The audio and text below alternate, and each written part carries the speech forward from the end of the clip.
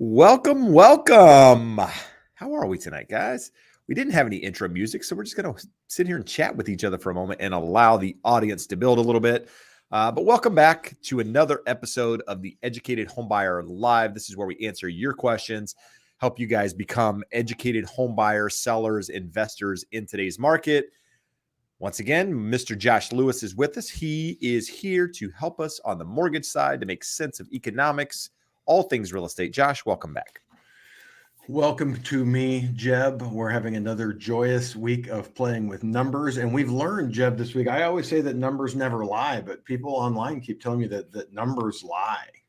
Well, you can lie with numbers when you don't provide all the details. And we actually talked about that today in an episode where we're going to next week. The Educated Homebuyer podcast is going to be talking about the Airbnb bubble, the Airbnb bust, whatever you want to talk about or call it, rather. We're going to be talking about that in detail. So that's going to post next Tuesday on YouTube, on Educated Homebuyer, on Spotify, Apple, all those places. This last week, we talked about, debunking, if you will, the idea of a housing crash. The crash bros, if you will, whoever online, Reventure Consulting, whoever out there is calling the crash. We're debunking that. If you haven't listened to it, go over to the Educated Homebuyer YouTube channel, listen to it. Let us know what you think. I know we're getting a lot of comments on there, conflicting comments. People are on one side or the other. There's no middle ground there.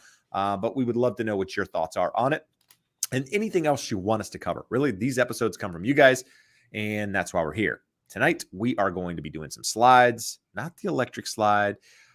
We are going to be going through some slides and, making some sense of what's going on in the economy, in housing and interest rates. Hopefully that helps you guys. If you're looking to buy a property, I am a real estate agent here locally, Orange County. Would love the opportunity to have that conversation with you, guide you through the process, whether you're selling or buying. If you're in California, you need a lender. West Coast, you need a lender. Josh can help you. I'll put a link on the screen here in just a minute. But with that said, Josh, do you want to dive into some slides and get this going? Let's bang through them. We got some numbers. Let's bang through them, he says. So every single week, we here at the Educated Homebuyer like to start with inventory because everything always comes back to supply and demand. And at the moment, not a lot of supply. Quite frankly, not really a lot of able demand at the moment. But because supply isn't increasing at a crazy rate, you've got the market still moving up at a pretty sustainable pace. Homes this week jumped 1.8% from last week, which last week we were sitting at 451,000. This week we're at 459, basically 460,000 homes. Normally during this time of the year, we're seeing about a 6% increase week over week. We saw a 1.8% increase. So significantly below what we normally would, which is leading to just kind of a blah housing market on many fronts. This is the same chart as this, but we're just looking at the bottom piece of it, right? We're just looking at 21, 22, 23, little zoomed in version of it. We're about to go under 2022 inventory. Josh made a mention last week that, this year and 2021, if you look at the lines, you could almost overlay them to some extent in how inventory started the year, where it went, and where it's increasing. Although the years are different, the lines are very similar, which if you're looking at this, seems to think we're going to peak in September, October with inventory. I personally think it's going to hit sooner than that, but we will see. Next chart, seasonal or historical. Hold on, Jeb. I got a question. I'm a question. Yep. You think it's going to peak sooner? I do. Why would it? So, okay. Why sooner? And then why, if it's higher sooner, why doesn't it continue higher, in your opinion? Why? Okay, that was a lot going on there. Let's start with the first question. Why? So you said it'll peak sooner. So we moved to the peak to the left of the chart. I think but if it peaks earlier, why doesn't it continue to peak and move higher? Because I just think seasonally, if you look at 2021, that year was a year of super low rates, right? So people, rates were low all year long. People were still buying property. It pushed inventory into the latter part of the year, seasonality wise, when we wouldn't normally see inventory increase during that time of year. Normally inventory peaks between August, early to mid-August is the seasonal peak in inventory. 2021 was different in the sense that interest rates were really low, not a lot of inventory. So people kept pushing. Buying demand was super high in a time when it wouldn't normally be. I think now we move back to more seasonal patterns. It peaks earlier in the year, which is normally what we've seen historically. If we had a chart of all of those times back on here, which we're kind of see in the next chart, but we start to see that peak in August. So I think it peaks again, a lot like you saw in the 2022 up there. I mean, although it kind of crept higher because of other things going on, but you saw that peak there in August. I think that's where it is. And then it moderates because you're not going to have inventory coming on the market because there's a lack of people out there looking to sell because of super low rates. It's that time of year when things slow down naturally anyway. And I think that's going to lead to, I mean, I don't think there's really any changes in the market that's going to lead to more supply and or more demand unless you see rates come down. If rates come down, then we could look like 2021 there to some extent. But I don't know that that's reality. That makes sense? Yeah. And the other, another comment that I have there, just talking about 21 and 23 looking similar. I don't think that we would normally expect that a year after year would be similar, but it kind of tells us that balance of buyers and sellers, there's less sellers, but there's less buyers. That's why we have more inventory, but sort of their seasonality of people selling and buying, that's interesting that the lines are so similarly shaped. Agreed. This kind of shows you, see, unfortunately in this chart, it doesn't tell you when the beginning of the year is and when the middle of the year is in these little ebbs and flows here, but you can see the lows of inventory. Every single year you have a low and then you have a high, right? The lows are usually towards the end of the year. The high is sometime mid to late summer. And that's kind of been the cyclical, pattern for, I mean, this chart goes back to 2015-ish. But you can see where we are, historically being the last, 8 years or so. But just where we are compared to those 2 years, because context is important. And even though inventory is increasing, where it is higher than where it was last year, this time, we're still well below where we were prior to the craziness of the pandemic. And part of the reason we're not seeing inventory build is because new listings are more or less flat. We're not seeing that increase like we have the previous years. And that's because sellers are locked into their homes due to low interest rates, at least my opinion. Weekly change, 451 to 459. We talked about that. We've talked about this the last couple of weeks. The low for 2022 last year was 240,000 homes. The peak for this year was 472. That's where we more or less started the year. From then we've trended downward, getting close back, to there. We were down as low as 412 or 408, somewhere in there. So we've increased over the last couple of weeks, but I think that's probably going to top out here relatively soon. This one just shows, again, new listings coming on the market versus new immediate sales. This same week last year, we had 105,000 new listings come on the market. This year we had 84,000, and 21,000 of them were immediate sales. Just FYI, homes, the median price of homes going into contract sits at 383,000. That's a 3.6% above last year at this same period of time. Last year, you had rates going up, right? People were scared to death of rates going up at that time. I think now people are getting a little bit more accustomed to where rates are. So a little bit more, comfortability in the market.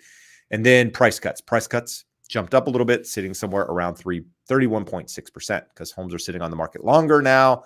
Less new listings coming to the market. Those homes, the reason inventory is building is because there's less transactions taking place out there. Inventory is building. Sellers are having to do price cuts in order to sell their homes. All right, Josh, foreclosures. What's happening in the foreclosure world? There aren't any, and there continue to not be any. You're a liar. I am a liar. They've tripled. Doubled. They're up 300%, Jeb, from almost none to a few more above and beyond none. And again, we would expect this. One of the numbers we're looking at, one of the things that the Fed is looking at and keeping them at higher for longer stance is that unemployment is at record lows. People have jobs, people have income, they have low rates, they have a lot of equity. It's pretty reasonable that we would expect. Well, you don't know what's coming. Very You few have of them will no be losing idea. homes. And then multifamily delinquency. So big difference here in, single family delinquencies, right? Going down. Multifamily delinquencies actually headed up. What do you make of that? I don't know. Reading through some of the headlines, people are saying, "Oh, rents have stagnated." But I mean, if you bought 2, 3 years ago, rents are higher than when you bought the property. Mm-hmm. Hopefully, you have a fixed rate. But when we're looking at multifamily, some of these are not fixed rates. Some of them were taken out adjustables at really low rates. The true multifamily, 1 to 4, still leans heavily towards fixed rates with some hybrid arms mixed in there. Once you get to 5+ units, the 30-year rates are not very attractive relative to a 3, 5, 7, 10-year arm. So we could be looking at arm resets there where people said, I'll just roll my arm over every 5, 6, 7 years. Those loans generally, 5+ units, have prepayment penalties on them. So you don't refinance as quickly to keep pushing out that reset date. That's really the only thing that I can think of that would economically bring hardship to landlords because they have had higher rents and their tenants should be being able to pay them for the most part. Now, I have a question for you because this is something I truly don't know. When it says Freddie multifamily, does Freddie do 5+ units?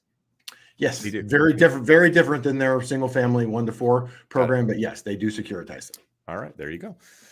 New home sales. So we've got 763,000 contracts signed for new construction. These are new home sales with the median price at 416,000. The big difference here is that it's a 12.2% change month over month and a 20% change year over year. So there's, calculated risk. Somebody we follow, Reed, I feel like very middle of the road, isn't on either side of the equation, housing bubble versus not, kind of just looks at data and presents it, seems to think that maybe new construction bottomed in the second half of 2022. Thoughts on that?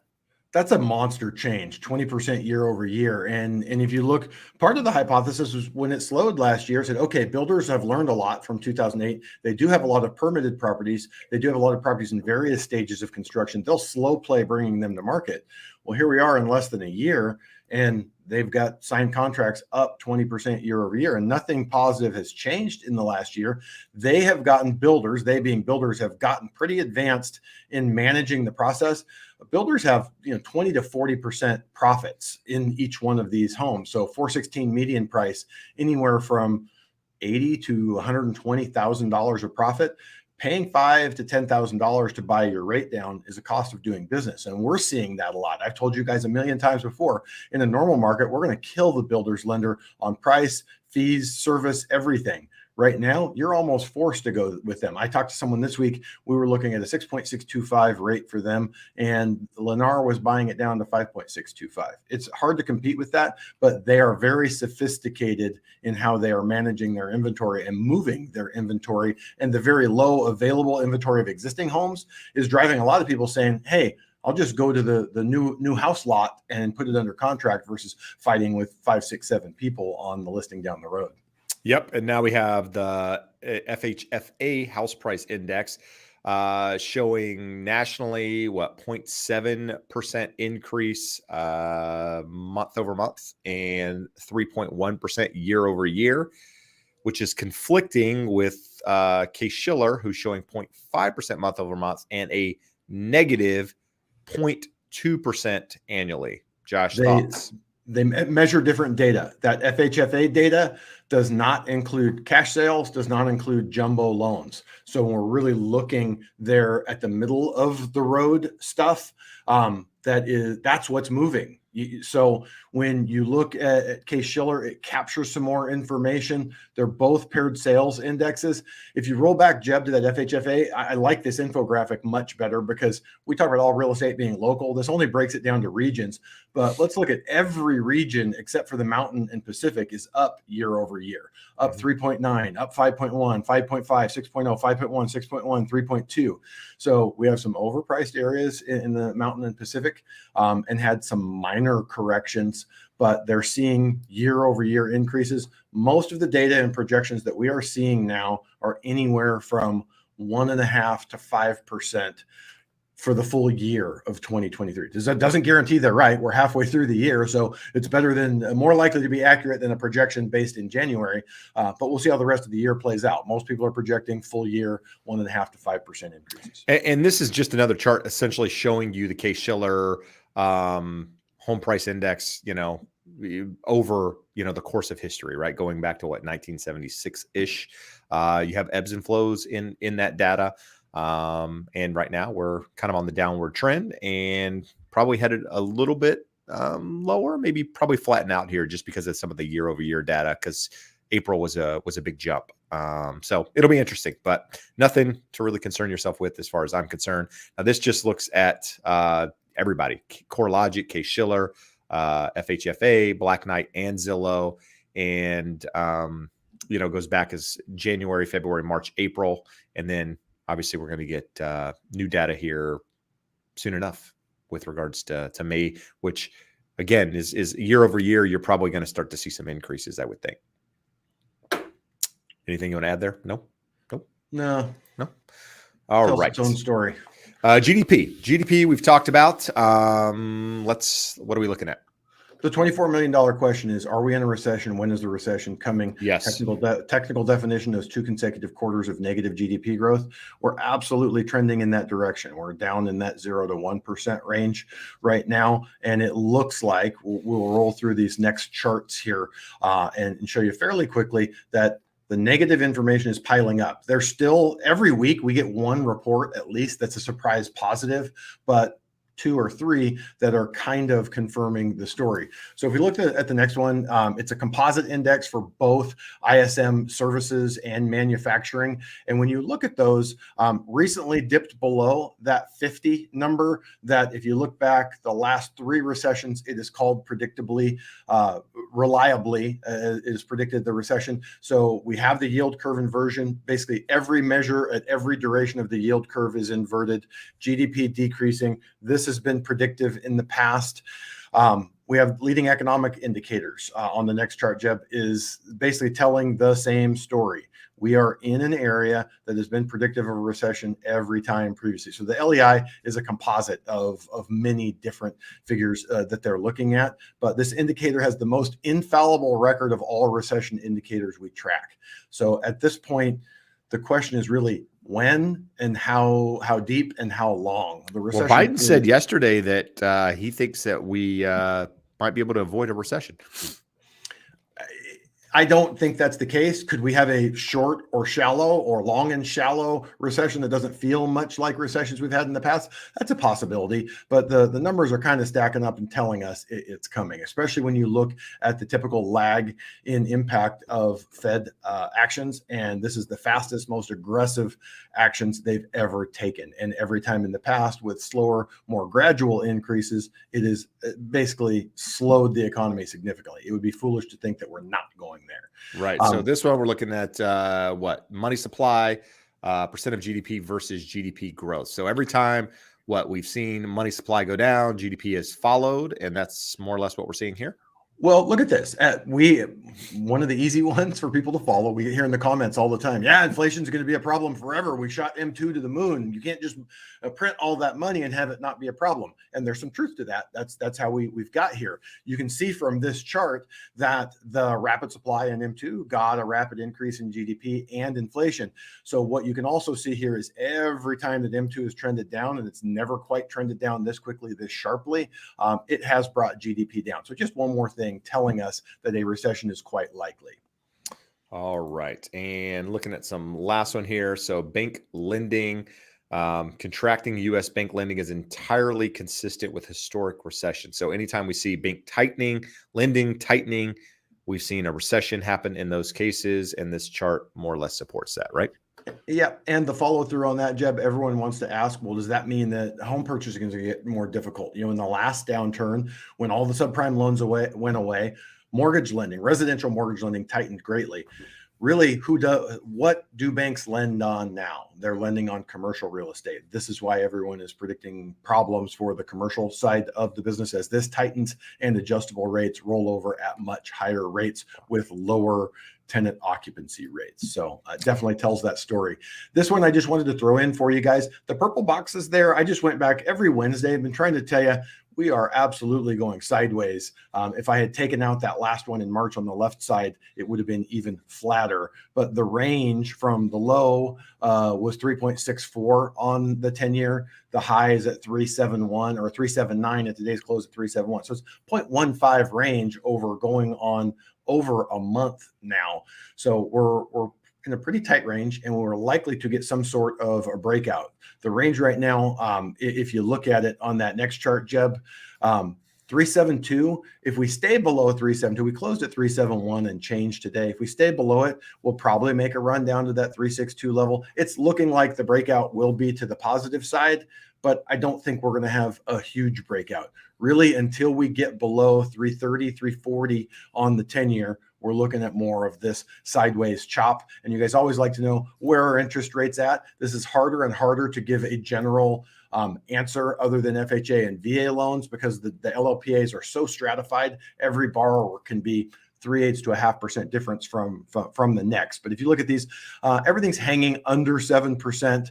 The FHA and VA in the low sixes. So low sixes to high sevens for most borrowers, unless you're looking at a really low credit score or some type of non-owner occupied second home. All right, good stuff. So if you find any value in that part of the show, do us a finger. Give us the finger, if you would. No, do us a favor, hit the thumbs up, or give us the finger and be a thumbs up too. That works. But let us know that you actually value that part of the show in the comments. It helps. And also something we didn't do tonight. We didn't do the little intro music, right? The little 3 minutes prior to the show to allow, people to get ready, that sort of thing. Do you look forward to that? Do you hate it? I'm interested in knowing. What are your thoughts on doing that versus just coming in hot, baby? And coming in just hot, answering questions. Yeah. What do you think? Let us know, because we do take, all of this into consideration. I do when I plan how this whole thing goes. And so I'm interested in your opinion. Oscar started off with a super chat. So we're going to start with Oscar. He says, bought my house in July of 2021, $790,000 at a 2.875 FHA loan. So that means his rate, Josh, because he's going to have 0.85%, is what? Sitting at 3.75? Yeah, roughly. 3.75%. I want to drop my PMI. Lenders suggest FHA streamline, but don't know what to do with rates being high. I'm not a lender. Stay put. You don't do a thing, right? I mean, you got a 2.875. Your combined rate, your collective rate, what's the word, Josh? Your effective rate of interest rate is your rate plus your PMI, which is significantly below any other rate you're getting in the market. So don't do a thing is my suggestion. The secondary follow-up that Jeb, you nailed it, is 100%. Even though you are not a mortgage professional, you just play one on the internet. The second part that I would say about this is don't go back to that lender for any advice ever again in the future. You have a 2.875 interest rate, and they suggested you do a streamline. You're not eligible for a streamline because there has to be a net tangible benefit to you. Putting you in a 6.25 FHA, which would, instead of having 0.85 MI that has been reduced, would be 0.55 or 0.50, depending on if you wanted to pay for an appraisal. But any way you cut it, you're going to be 3% to 4% higher than where you're at right now. So any answer other than there is nothing within a mile of making sense for you tells me you should stay a million, thousand, trillion miles away from that lender. There you go. Good stuff. Mr. Smith says, should I change realtors? My house has been on the market for 3 months. My realtor continues to sell new construction in the same development in just a few days. Contract expires September 23rd. So what I would say is, for a lot of markets, 3 months isn't a long time. I've got a property on the market right now. It's been 3 months. I have had the conversation with that client on numerous occasions. Every Monday we have an update in writing, and I've suggested changes in price multiple times because in my feelings were we priced too high to start with. It was above what I originally suggested by quite a bit. But we did it, and we have not adjusted accordingly, in my opinion. Have you had that conversation? Has your realtor suggested a lower price and you're unwilling to do it? Have they said everything is great, nothing to do here, just let's just keep going? Because after 3 months, you should have had that conversation about what needs to be done. You should have had that conversation about negative feedback, positive feedback. Is there anything you can do to make your property more appealing? In my case, the property isn't the problem. It's the location to a main street that is the problem, right? We've had great showings. People love the house, but the location to the street isn't ideal. We can't pick up the house and move it. Therefore, there's not a lot we can change other than the price. In your case, that might be different. The second thing I would ask you is sounds like you're in a community with new construction. What price is new construction selling relative to the price that you're trying to get? If I'm a buyer and I can buy a new construction home for not much more than existing construction, I might lean towards new construction because it's new, right? Versus somebody that's lived in the home. Maybe the taste is different. The style is different. But in the case that you've done some of the things, you fixed the yard, you've done, things in interior upgrades, you've put blinds on it, things that new construction properties don't have, then maybe your house, would be a higher selling point. So it's hard to say without knowing it all, but these are things that you have a conversation with your agent. Why isn't my house selling? Why are the new construction homes selling? What can we do to better position ourselves? And maybe it means you do need a new agent, but hard to say at this point. And you still got 3 months on your contract. So, what's the average days on market in your neighborhood? That's all things to look at. So just take that all into context or into consideration and make your opinion from there.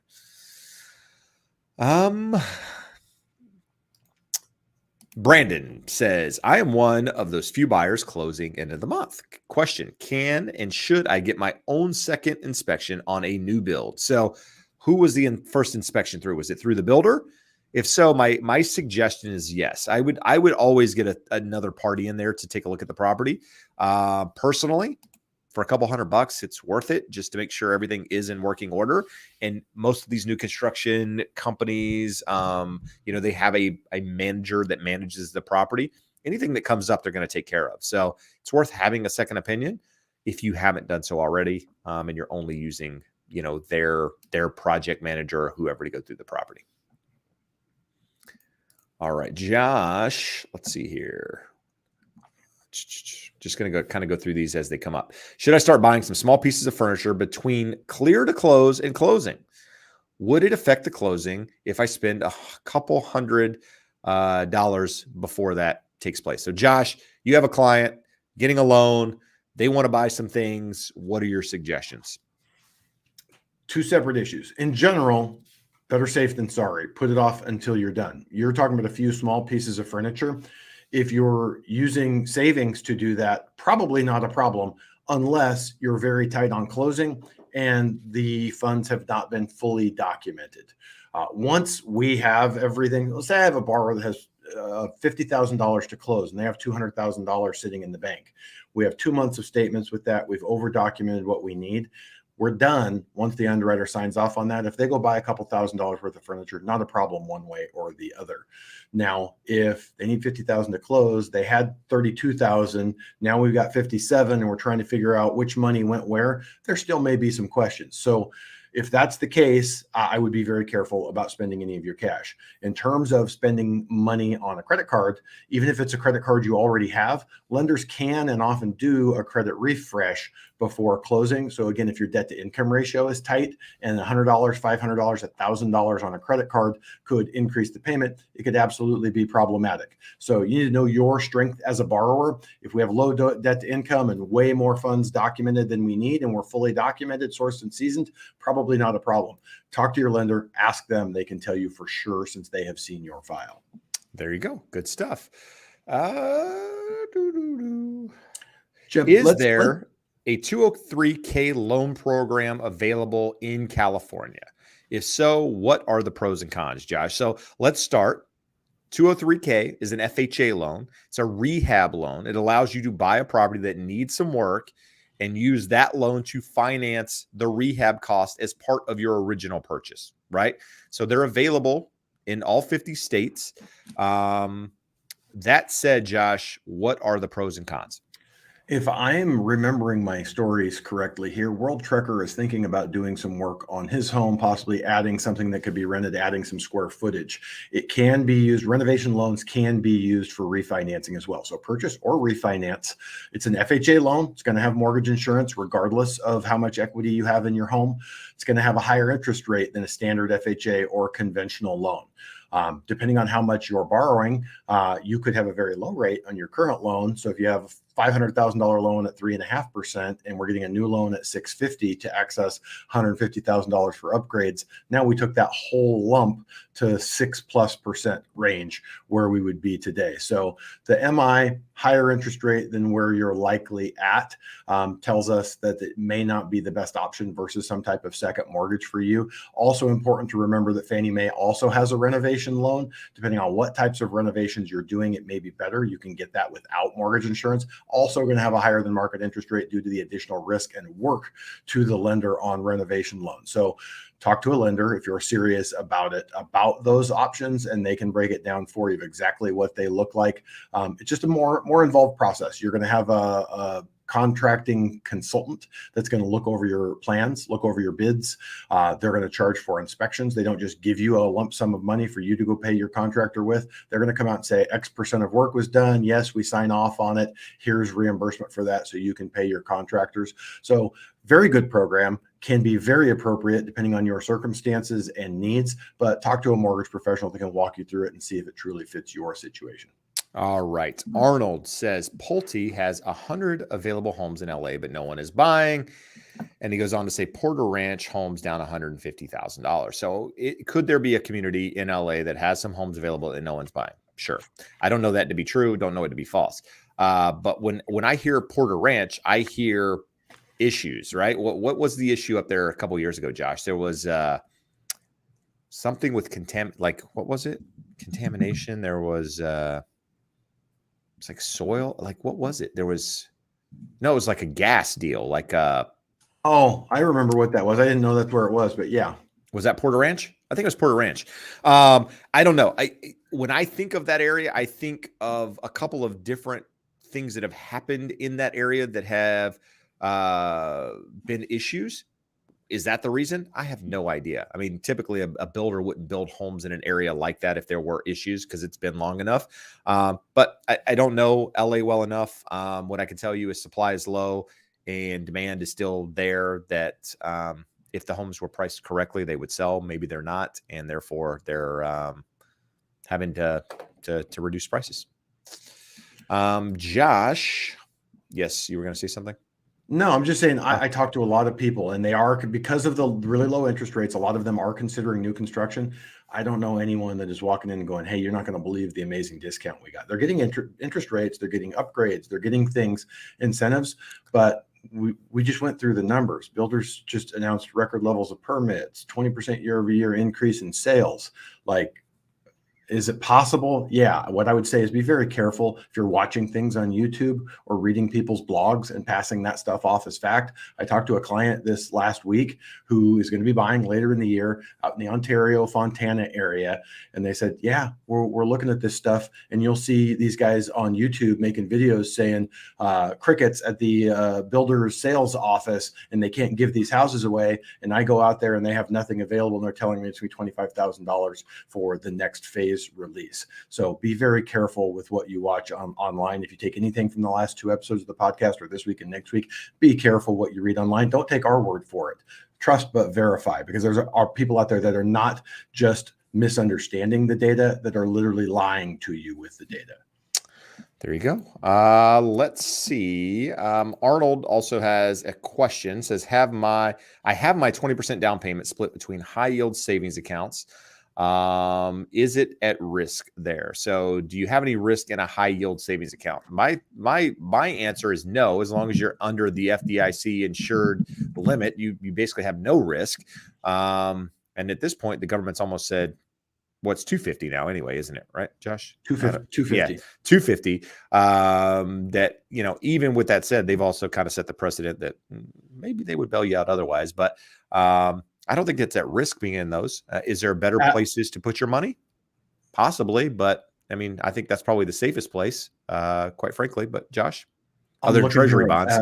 I'm looking here at both of them, Ally and Vio, both of their high yield in the 5.0 yield, annual percentage yield, and they're both FDIC insured up to 250. So if you have less than 500,000 among those two accounts, or multiple accounts with less than 250, you're going to be just fine. Yep, there you go. Monica is asking, who has gotten hit with huge supplemental taxes this year after buying in 2022? I'm curious. So if you're listening to this right now, have you got hit with huge supplemental tax bill? Let me know. Here in California, we don't have to worry about that because of Prop 13. And that is one of the benefits of living here. One of the benefits we still have for living here. We'll talk about another thing here in just a minute that has been up in the air and questioned about. But anyway, Monica says she's never got this with their first home they purchased in 2014. So my guess is you got it this year. You didn't get it the first time. You're wondering what it is. Is that correct in my assumption, or are you just asking? And was your home in the same state that you bought the first time? Is it a different state?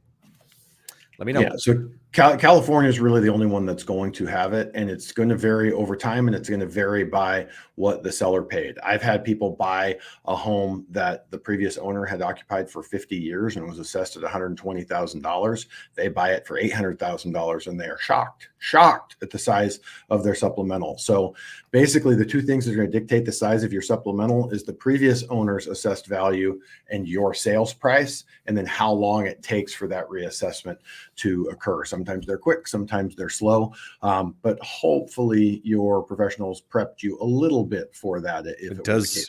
Does the size of your supplemental matter? Because I don't have one. You have no supplemental? No supplemental. Well, it is what it is. World Trekker says, is it true that homeowners electricity in California is going to be paid based on income? So this is one of those crazy things that's floating around at the moment. Consideration or not, I actually don't know the answer to this, Josh. I decided during the pandemic, I don't watch the news anymore. So I don't watch any news at all. Zero news. I read things like the Wall Street Journal. I read, Housing Wire, read things that I want to read that pertain to, things I'm interested in. One thing I don't read is crazy California politics. But I have seen this headline out there. What do you know about it? So it's a proposal.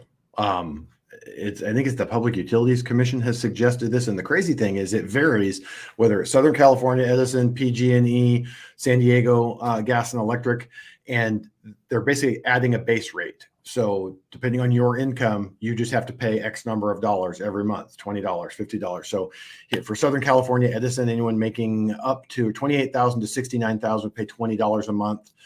That would be $34 in addition to what you're paying now, or that would just be your bill? In addition.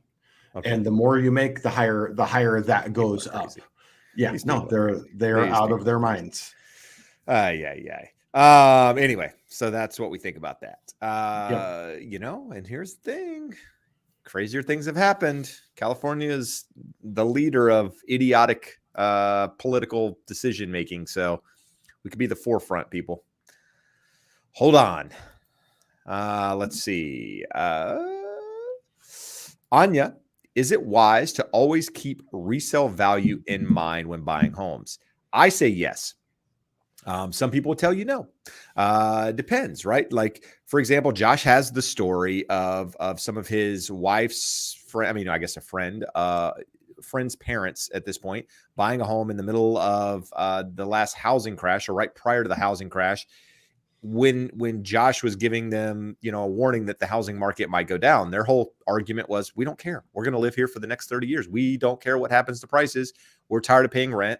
We will be here at retirement. And here they are today. They owe, what'd you say, Josh, $200,000, and their home's worth $1.2 million. So financially, great decision on their part. but I kind of not along the same lines, but they probably weren't worried about resale value at that time. They just cared about living in the home and knowing over time it would go up in value. I believe that too, that over time homes are going to appreciate in value, but I think it's also important to think resale value. And what do I mean by that is when I have clients that, like I have a client that backs to a freeway, the 91 freeway. And when he bought that property, me as a real estate agent, me as a professional, me, doing my job is, hey, you've got to think when you go to sell this property, that's a problem. It's a problem, maybe not for you, but it's a problem for some people. If you took 100 buyers that would be interested in a property like this, you're going to lose a lot of them because of the freeway. It's a lot like the property I have listed here in Huntington Beach at the moment. It backs to almost 2 roads because of the way it sits in a corner lot. That is something you have to think, right? Not everybody's going to be interested in that property because of the location. And in this case, they're being relocated for a job, right? So it's not really even a choice for them in what they're doing. And so maybe you wanted to keep it long-term, but you're not really having the option because you're being relocated for your job. So I think resale is always something you need to consider. And whether you decide, I don't care, or yeah, it plays a part, that's up to you. But as an agent, I'm going to make sure that, we're thinking about those things. It also comes up a lot when clients are looking at studios or 1-bedroom properties. Just because there's less people interested in buying those types of properties, they usually take longer to sell. There's just, it doesn't get the same appreciation, the same demand as a 2-3 bedroom home. And so these are conversations that you should be having with your agent when looking at properties that could have resale issues. And I would say the same thing. Like, do you always have to take it in mind? No, but unless you say, I love this property and I either don't intend on selling it, or I don't care if I don't sell it at a big profit or even potentially a loss because of a limited market for it. As long as you know it on the way in and you're comfortable with it and you like that property, that's enough, it. I could see that, right? Making and we see people doing this kind of on the addition side, right? People will do things to their homes where we're in conversation, like a client might ask me, hey, what if I did this to my home? How would it affect the value? Would it increase? Would it, what does it do? And you say, it would probably increase the value of your home, but you're maybe building too much on the lot. You're going to have people that you've built out too much, or the way you've done this, it's not going to appeal to the majority of people. Therefore, it might hurt you a little bit. But if you're doing it for yourself to use because you need it or you want it, then it doesn't really matter. It's just good to understand the consequences. And then from there, make a decision whether it's, something you want to move forward with or, forego because of the potential impact down the road. Josh Show says, what are your thoughts on a 10-1 ARM at 5.75 fixed on the front end? Enough time to monitor rates for a refi? Question mark. So do you think 10 years is enough to pay attention to? 1,000%. That's 10 years is a long time. I think we will be significantly below 5.75 in the next 1 to 3 years, much less 10.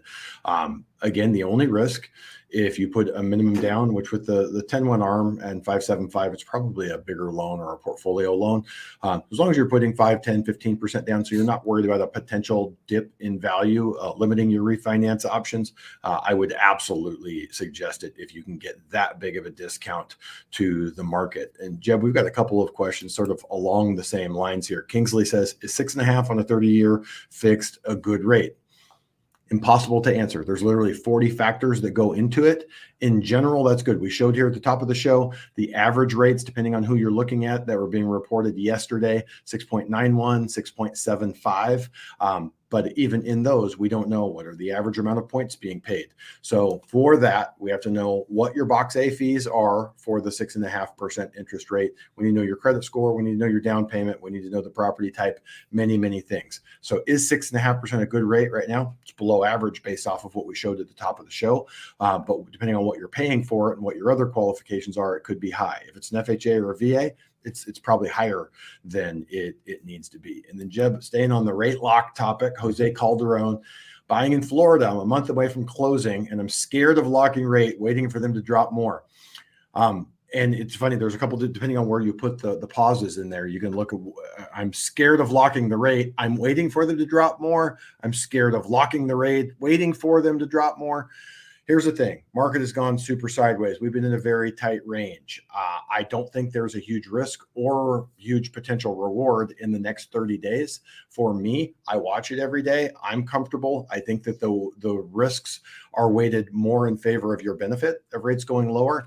But the way I always like to phrase this to my clients, when you go to Vegas, are you itching to head straight to the craps table, or are you heading to the buffet or the shopping mall? If you're a gambler or you have a higher level of risk tolerance, you're in a phase right now where we can absolutely keep an eye on it. If the 10-year treasury were to go above 3.84, you would want to lock that. If we stay, float, see what happens, but only if you can tolerate that risk and it's not going to give you indigestion between now and then. I mean, at the end of the day, Josh, do you see, this is a shot in the dark, a crystal ball type question, but do you see a significant move happening in either direction where it makes sense to not just lock it? Like, is there a chance that rates move more than, say, 1/8%? For the average person, just lock it and move on. Could it move 1/4 or 3/8? Yes. Is the likelihood that 30 days from now we're within 1/8 plus or minus of where we are today? That is the greatest likelihood. And the reality beyond that, kind of going back to that 10-1 ARM question, you're not going to have this interest rate in 1, 2, 3 years. You're going to refinance it. Furthermore, I can tell you this, when I call my clients 60 days after closing, if I were to say, hey, what interest rate did we get you?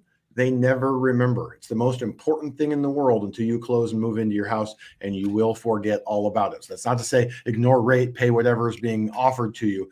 It's to say don't obsess over it. Mine's at 2.99, dude. I ain't forgetting that. Just so you're clear. Wesley says, doesn't HB have $1 million studios? And I'm thinking here as I read that question, and I think, no. I only can think of one community in all of Huntington Beach that actually has studios. I think a couple of those buildings on PCH facing the ocean have studios.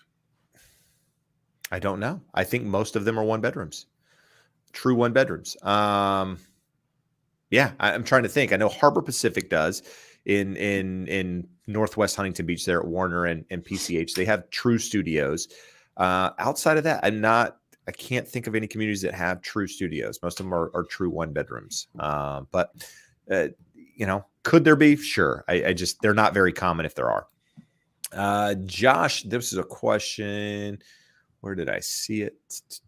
Oh, Lynn, thank you for the comment earlier. Said, should I send a gift to my realtor and mortgage offer since they spent so much time helping me? So I will say, doing this a long time, I would say probably 1 out of 10 clients give me a gift. I don't expect a gift from my clients. I give them a gift, but it happens. They do, like if I'm throwing a party or that sort of thing, I have clients that bring gifts every year to that sort of thing. But just after doing a transaction, I don't get a lot of gifts. I get more thank you notes than anything else, and that's good enough for me. But Josh, what are your thoughts? Same thing. This is our job. I'm not doing your loan for free. This is what I do for a living. I'm getting you a great deal and I'm doing a good job for you. If you send a thank you, I am more than pleased with that. Give us a good review. That's more than anything you can do. Yeah, 1,000%. That's 10 times more valuable than any gift that you would be willing to buy us. But since I go in everywhere now, Starbucks, I don't really go to Starbucks, but when I do, they flip that thing around, or I go get poke at a place and, these people are doing their job and they go to ring up the order and they just flip that thing around on me. Hey, just answer a couple questions, before you put your card in there. They ask for a tip. I'm thinking about putting one of those in my car, Josh, to show people around. Like I show you a property, like, hey, just I've been your Uber driver. Yeah, just make sure you tip this guy. No, it's like everybody expecting something these days. It's crazy. Like I could do a whole conversation on that. I'm becoming Andy Rooney, Josh. I was Andy Rooney a long time ago. When you were 20, when you were 14. And now I'm back. You were Andy Rooney while you were still rocking the herringbone. These young entitled people. Oh, I could go. I should start another YouTube channel. just doing these things that bug We me. already talked about that. The crotchety realtor and just Oh go just God, I have so unfiltered, many things unfiltered. unfiltered. It could not. Nobody could watch it. It would be like I would get canceled. All right, Isadora, Orange County. You recommend the RSM new builds, Rancho Santa Margarita new builds. I assume you're talking about Rancho Mission Viejo, not Rancho Santa Margarita. Do I recommend them if they're right for you? I don't have a lot of clients in that area. I believe those have Melrose on the Rancho Santa Margarita ones. Jeb, I will say that there are almost no new builds that don't have Melrose and or special assessments Some and of HOA. Yeah, some of these though are saying that they don't have them, and I don't remember if it's that community or the other one. That said, if the property fits what you're, I mean, the nice thing about those properties is they're building out the infrastructure around them. It's a lot like, I don't want to compare it to Ladera Ranch, but it's a lot like Ladera Ranch was before Ladera Ranch is what it is now, which is a great community if you want to be out in that area. For me, it's not that I don't like that area. Too far from the beach, too far south. It's hotter. The climate's different. It's just not for me personally. That doesn't mean it's not for you or for, someone else. But the nice thing about those new construction communities is it's new. Everything is new. The schools are new. The streets are new. The infrastructure, everything is new. And there's something to be said about that. So if it's right for you, pull the trigger. But it can be expensive. I do know that. There's some cool communities down there, though. Some cool houses for sure. Josh, is rent going to rise in the future? Josh, we talked about this a little bit earlier today. What are your thoughts? Over time, it is always going to rise. 10 years from now, rents will be higher than they are today. Ask me 2 years from now, no way of knowing. We're coming off of record levels of appreciation. Could they flatten? Could they drop? Absolutely possible. But over time, they will keep pace with wages and inflation. Much like Jeb can't get his Starbucks for $5 like he used to. It's now an $8 venti macchiato double whip with a tip, with a big tip. $4.75. She buys that thing. Well, I stopped going to Coffee Bean because what started out once upon a time as a $1.85 iced tea is like a $4.70 iced tea. And I say, no, thank you. I'll go to In-N-Out and get a 44 ouncer for $2.50. And me, I just drink water and Celsius on Wednesday. You're basic, Jeb. You're basic. I'm basic. Let's see. Kingsley rather asked this a question that I can't answer, but I am going to put it up here just to let you know I see it. Do you foresee prices in Howard County, Maryland dropping anytime soon? I don't know anything about Howard County, Maryland. The prices are escalating and I have been looking to buy with no success. So that tells me inventory is probably a problem in your price point. Demand is still high. So unless one of those two changes significantly, you're probably not going to see some change. Remember when we had Todd Sachs on here some time ago, and he was, I want to say he was unsure about the market, but he was unsure about the Maryland market at that time. And I felt like he had reservations about the direction of housing, and that whole market has been crazy since then. So Jeb, Tiffany's got a twofer here. Yep. This one's easy. Never. When will it crash? Go watch this week's episode of the podcast, and we go through in great detail why it's not going to crash. So if you're waiting for that, you may be an old. Where can she find that, Josh? Where can she find that? The Educated Home Buyer. So go search YouTube for the Educated Home Buyer or YouTube. Just go in the description. The description below we'll lead you there. You're going to post a link to this episode. You're going to give it directly to that episode. I will do that. And then Tiffany, the next question is actually a good one. I like the question. Do you expect mortgage rates dropping in California for July? What I'm going to say is I believe they will, but I'm not going far out on that limb. 60-40, 65-35, and I don't think it is a massive decrease. If we come back this next month, I would expect rates to be an eighth or a quarter lower. I don't think they're going to move much beyond that. So wrong link. Sorry. Keep going. Given the wrong link. I think. Hold on. You just keep doing what you're doing. Well, they're asking tough questions.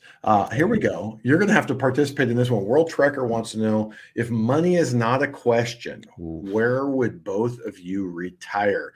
The bigger question is, do I have to live there the whole year? Because actually, I want two properties. I want a place in Rancho Mirage, and I want a place at Gaza Ranch in North Idaho. Those would be my two, where I would only go where the sun was shining and warm. Yeah, it's funny. We were sitting down for dinner a couple months ago, family. We all like to do family dinner. And our middle child, the inquisitive one, likes to ask a lot of questions, says, if we had to move, where would we move to? I started thinking, where would we want to move? Like, where do you want to live? The thing is, like, there's a lot of states that offer like something really nice. Like, Florida in April is amazing, or in January. Like it's fantastic. There's no humidity. It's just like, it's great, but there's like 6 months where it sucks. Same to be said about North Carolina. There's a couple months that are just great. I think we're outdoor people. I like, mountains. I think like I could go Southern Utah. I like golf. I like to be able to play year round golf, like Southern Utah, maybe parts of Arizona I could go to. But like Josh said, I wouldn't want to be there full time. Like, I hear Idaho is great, Northern Idaho, places I would like to explore. But if money wasn't a problem, I'd probably have a house in all of them and just jump around, California, I like California. California has its problems. Let's be honest. So there are issues here. There's definitely issues. It's not as bad as people make it out to be. And it's not as good as people make it out to be. Somewhere in the middle. The good outweighs the bad by a lot. Agreed. There's a lot of bad. I will say There's that. a lot of bad. Yes. But it's definitely outweighed. There you go. Jeb, we have a comment here that I believe bears further investigation. Wesley says, us amateurs need a producer for the podcast. Now, what does a producer even do on a podcast? Are you a full-time producer? What would you do, or what would you suggest we seek out in a producer? What more would you like in the podcast? Bro, I mean, I'll get Dr. Dre on there. We'll have a producer. Like, we'll get one on there. It just make it happen. No, what does a producer do on a podcast? I'd want to know. I mean, do we need better equipment? He says, post the right link for the first time for sure. Oh, bro, this isn't a podcast. Right, this is not even a podcast. Yeah, we need a moderator. We need a mod is what we need. We definitely need that. Like by Jamie for Joe Rogan. By the way, Jennifer Lego popped up in my Vetted VA live stream last night and said she doesn't exist anymore, man. Yeah, she says she does. Well, maybe it was willing acting on behalf. It could have been. All right, let's talk here. It's 5:57, guys. Lego my ego. Passed on what I'm reading. Josh, what is the rate for an FHA mortgage with a 600 credit score? 0 points, you're going to be in the 7% range. That 600 score definitely increases your pricing. So you're going from the low sixes to the high sixes, low sevens if you're looking at 0 points. So just to put it in context, let me just throw it in here. 0 points with an 800 credit score, which would be high. Most FHA borrowers are 687, 720. 0 points would be 6.375. So you're paying about 5/8% in premium for the honor of having the 600 credit score. So you definitely, what I would say is get with someone, have them do the what if analysis, analyze your credit report, see if there's any low hanging fruit things we could do to get you up over a 640, because the 640 will get you pretty close to the best rates. All right. We've got a couple here I just want to knock out real quick. Brian posted a comment earlier, says, is the housing market just uncertain right now? Not 100% sure what that exactly means, but says, they're a Gen Z, would be best to wait ? So that's a question, to see where housing moves. I'm in my mid 20s. So if I were in my mid 20s at the moment, I don't know that I'd be in a rush to buy a house, unless the demands of a family or something else were leading me to do that. Now, I'm not saying that because I think there's a crash coming or whatever, but you still got time. I mean, if you're in a position where, you're doing well financially, You know you're going to be in that area for an extended period of time. Job security is good, all of that. Then maybe housing is the right thing, but maybe it's not. Maybe you're unsettled in relationships, unsettled in jobs, unsettled in where you want to be. You still got time on your side to reap the rewards of home ownership and be able to take advantage of maybe a slower market in the future. It's hard to say. Like, I don't expect housing prices to crash, but I also don't expect them to go up 20% over the next couple of years, right? I think you're going to see more of what you've seen over the last couple of months, which is just kind of bumping along. So there's no real rush, in my opinion, to do anything, but it's also better than renting in many ways if you have the money to do it and feel comfortable with everything that's associated with it. And I would say the same thing, Jeb. You've had the Dave Ramsey quote here that renting buys you patience.